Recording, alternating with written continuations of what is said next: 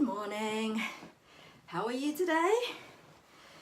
Oh, I've just come back from my my morning walk, and I thought I would just sit and have a chat with you guys. So grab your coffee, grab your tea, maybe some biscuits, and let's have a chin wag. Oh, I'll be honest with you guys, I've not had the best week. And, you know, it's just a accumulation of different sort of small things all just happening at once, you know. And I'll tell you how it started. Just basically recently, I've been having problems with my car. I drive a Volvo. And normally it drives like a dream, and it's really lovely. But recently, for some reason, every time I put the gear in reverse, it just makes this horrendous screeching sound. And when I say screech, it's literally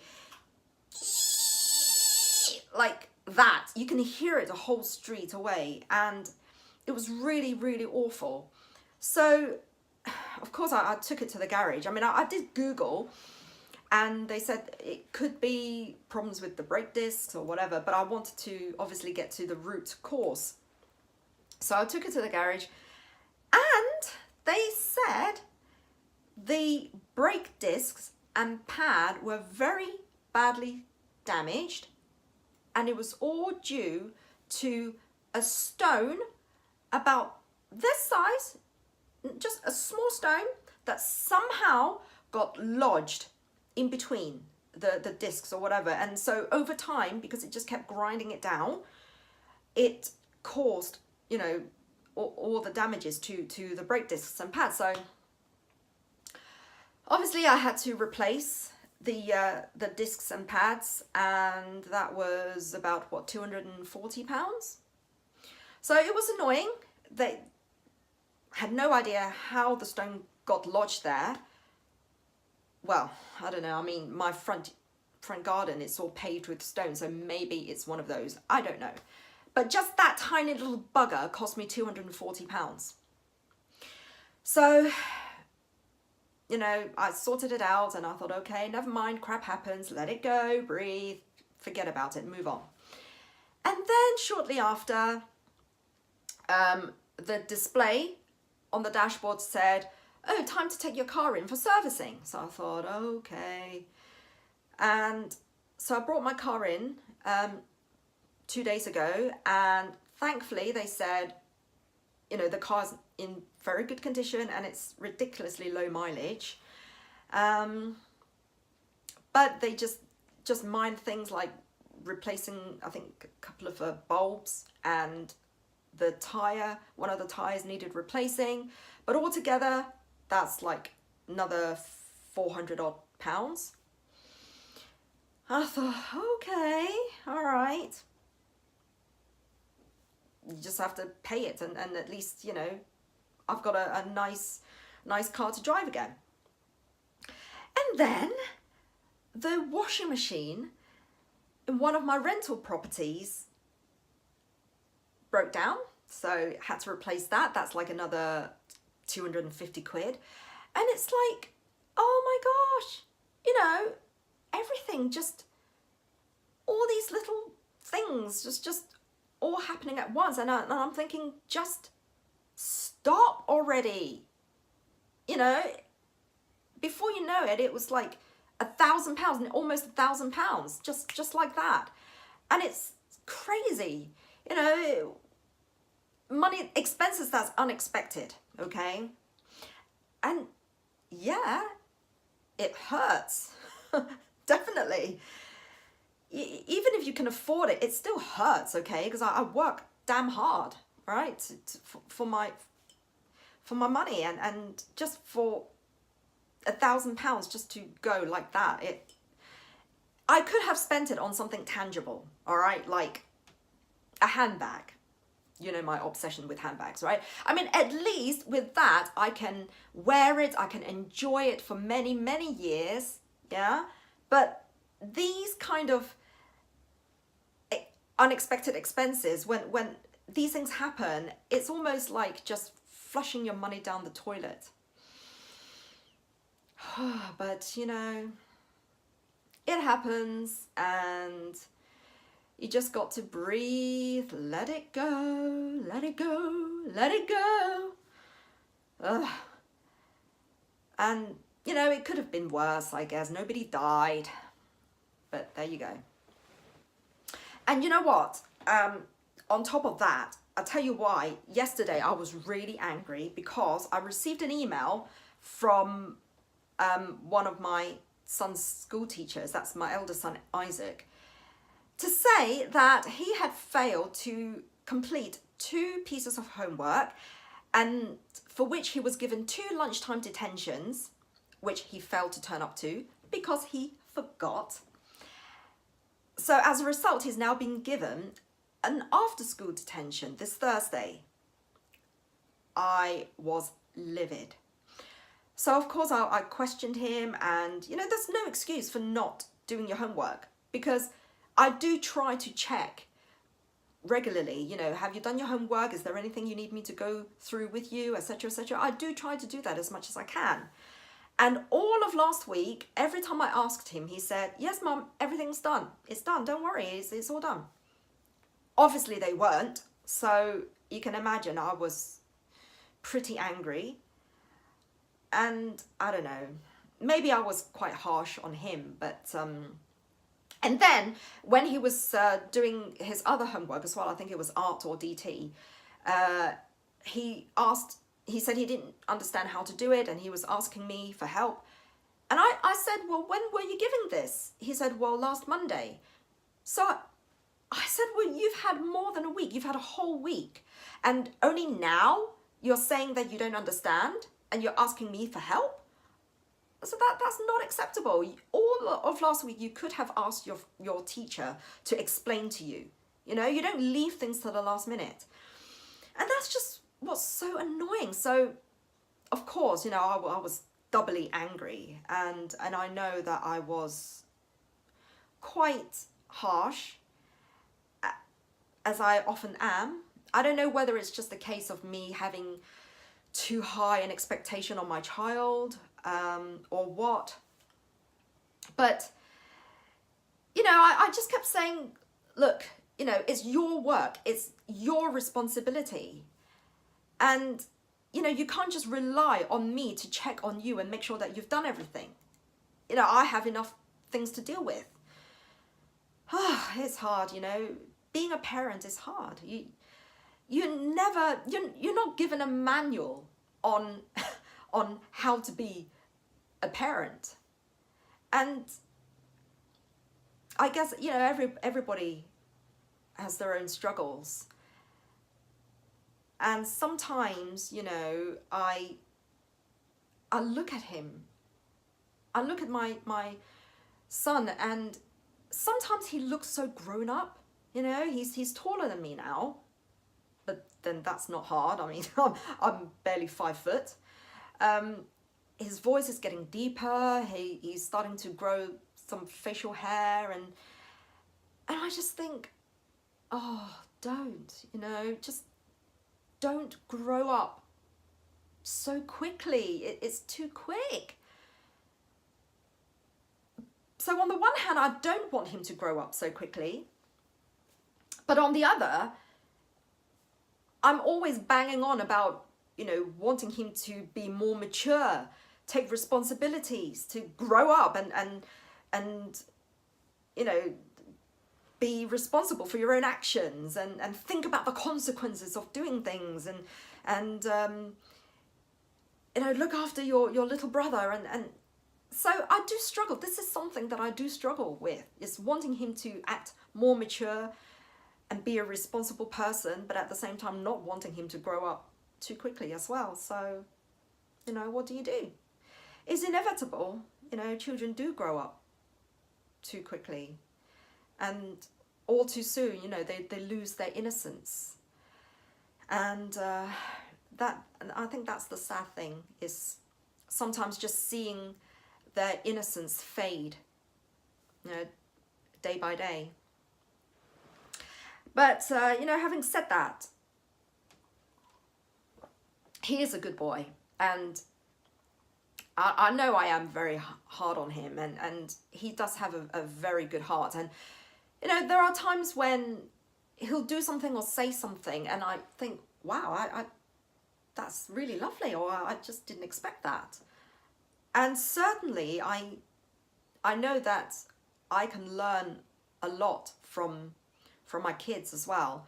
And I do feel very blessed that, for one, you know, they are both very healthy boys.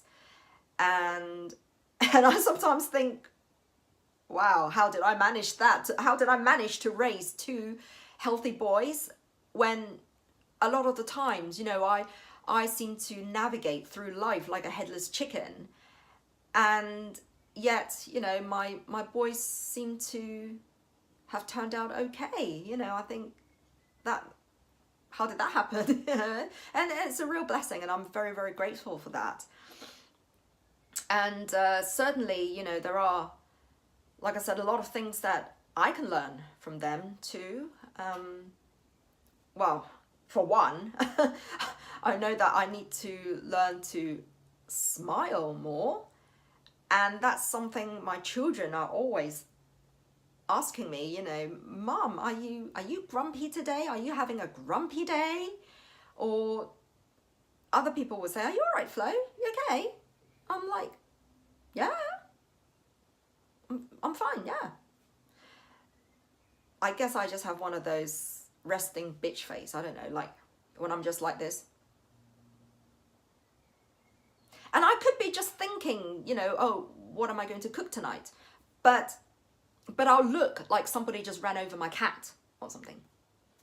Hey ho, you know, what can you do? So, but you know, that's the wonderful thing about children, is that they just seem to have this inner happiness. You know, I can tell them off and I can really punish them, but after a couple of minutes, you know, they might sulk, but then they'll just be running around the house laughing, and they'll just come up to you, give you a hug and a cuddle, and it's all forgotten. And maybe that's just because they don't yet know the pressures of life and what it is to be responsible for another human being. But I guess, you know, as adults, because we have to deal with all this, you know, daily chores and daily crap that happens to us, sometimes we forget what it's like to be happy, what it means to be happy. You know, we focus too much on what we don't have rather than what we do have. We focus too much on the negatives, and we forget that sometimes just the simple things in life are the best, and that's what can make you the happiest.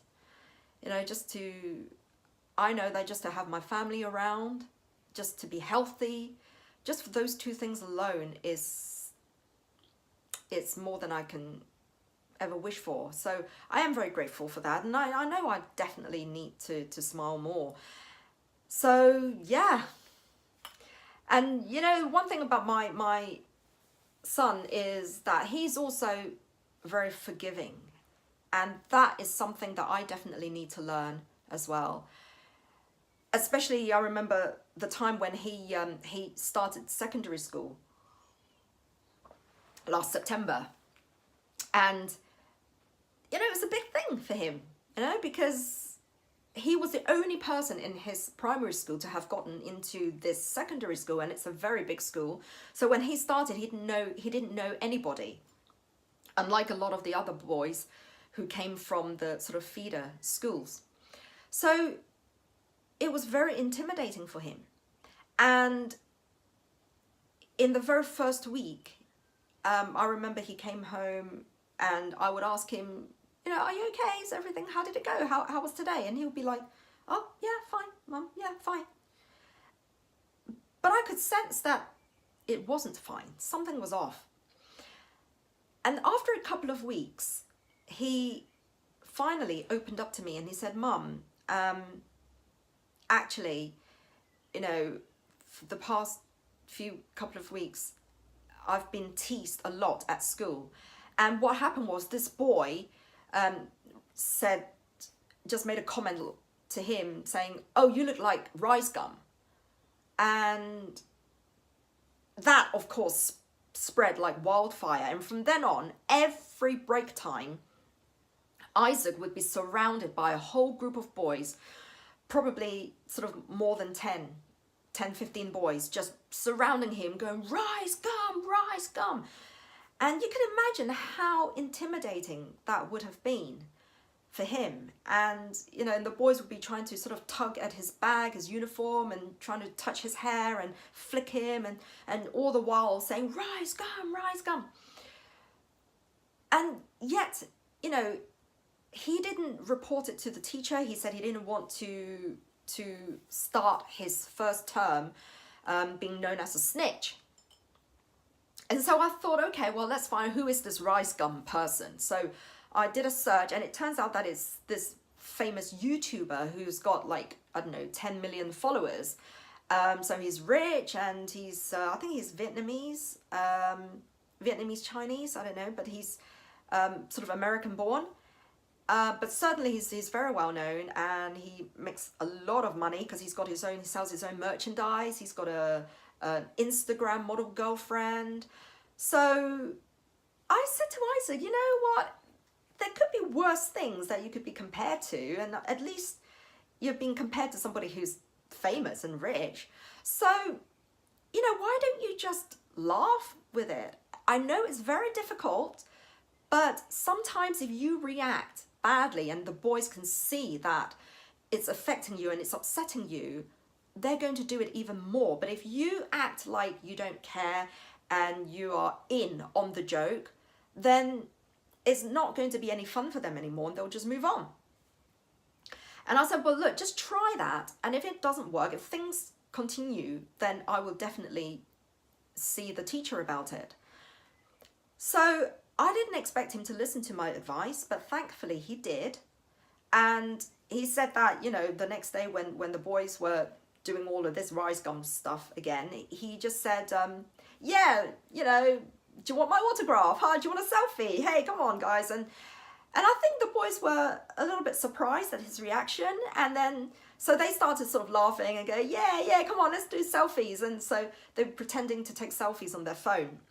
And then within a week, it just kind of started to die down. And by the end of that first term, it had completely stopped. And he even became pretty good friends with a few of the boys. So I was really impressed by that, because I felt he listened to my advice and he handled the situation with grace and maturity. And then I just think, well, if I was in that same situation, I probably wouldn't have listened to my own advice, because I know what I'm like. I'm pretty fiery. You know, normally I have a very good temperament and I try to deal with things calmly. But if I feel like I'm, you know, being hard done by, I will fight it to the bitter end sometimes. And you know, I'm not saying that that's a good thing, because I know it isn't. I mean, it is good to stand up for yourself, for sure. But I know that sometimes it is better to just take a step back, breathe, and just let it go. You know, not everything has to be elevated to a life and death situation. You know, sometimes if you just take a step back and just diffuse the situation, then, you know, you can just move on and don't let it eat you up. And I guess that's the thing, you know, with adults, that sometimes, I know, talking from myself, that sometimes if I've had an argument with somebody, I can forgive, but I do find it quite difficult to forget. And you know that sometimes when you have the next argument, the previous argument, whatever crap came up, that's going to come up again.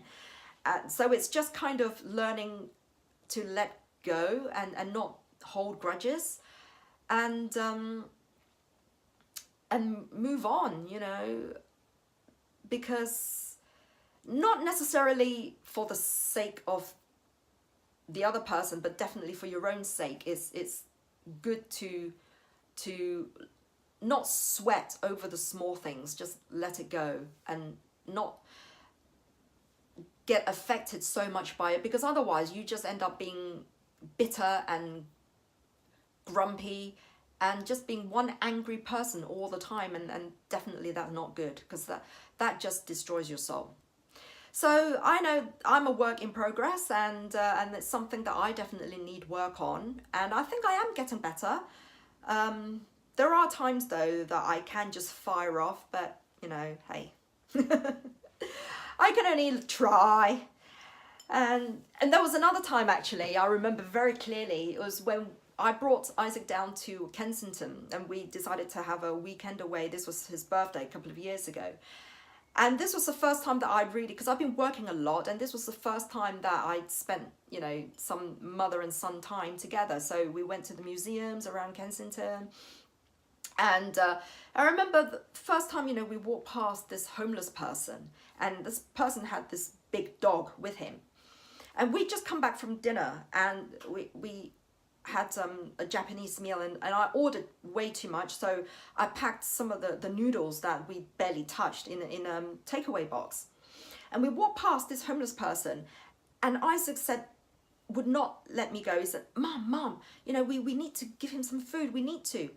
And I said, Isaac, you know what? He's a beggar in Kensington. Because me being cynical, right? I kept thinking, well, I wasn't sure because I've come across a lot of fake beggars in my life, all right? There are a lot of those. So I just kind of made the assumption that this guy is probably fake. You know, he's in Kensington, one of the richest areas of London, and he probably makes more money than the average office worker. And I said, look at his dog. Look how big his dog is. I said, if he can afford to keep his big dog, then I think he's all right. And Isaac said, but Mom, that dog is probably all he's got in the whole world. And that really surprised me. I did not expect him to say that. And then I just thought, you know what? You're right.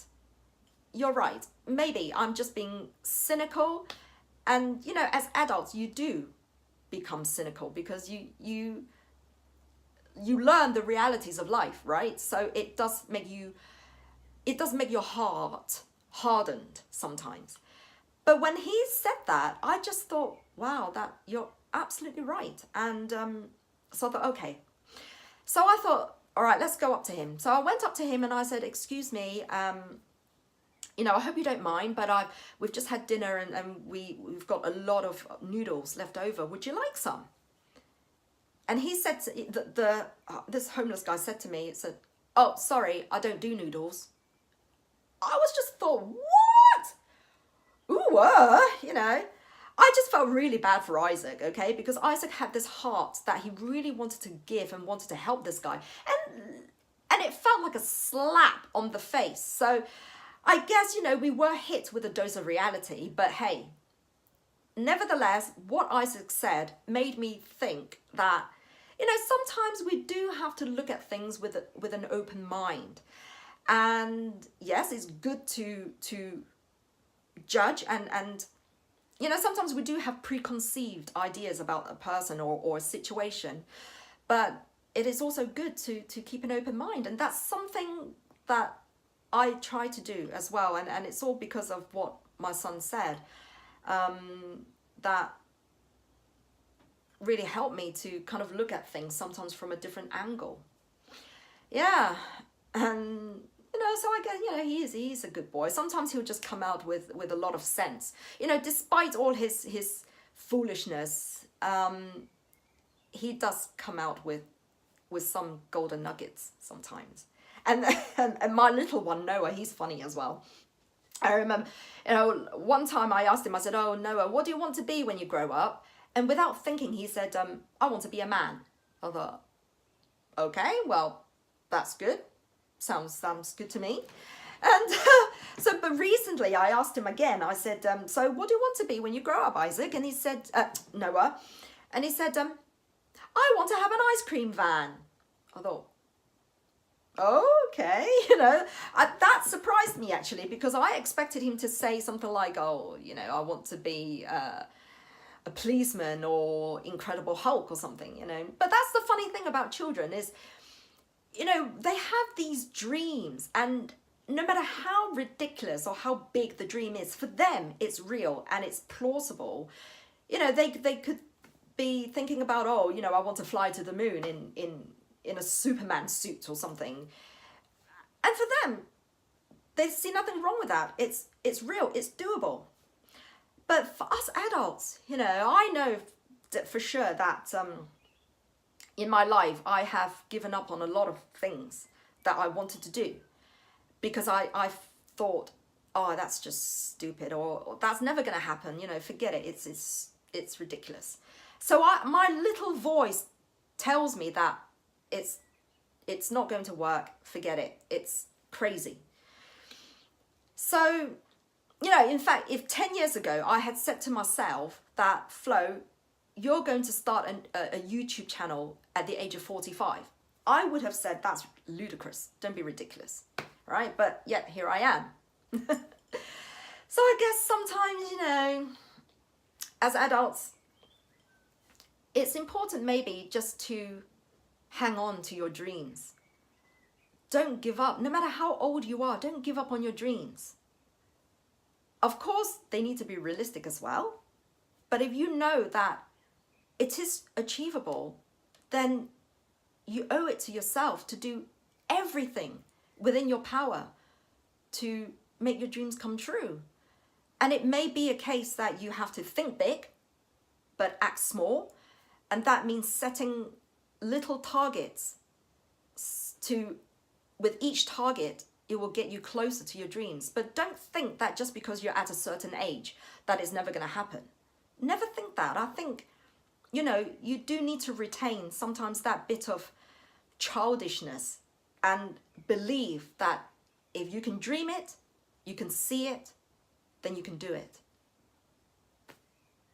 Anyway, I guess, I better get myself in the shower. I've got some errands to run, and then I need to get my butt in the office. So, well, you know, thanks for the chat. It's good to get stuff off my chest. And I hope you've enjoyed this video. If you did, then give it a thumbs up. And if you're new to my channel, then don't forget to subscribe. And until next time, I hope you are having a brilliant day, whatever you're doing, wherever you are. I hope you're having a good time. Be safe, be happy, and like my son said, keep smiling. Bye-bye.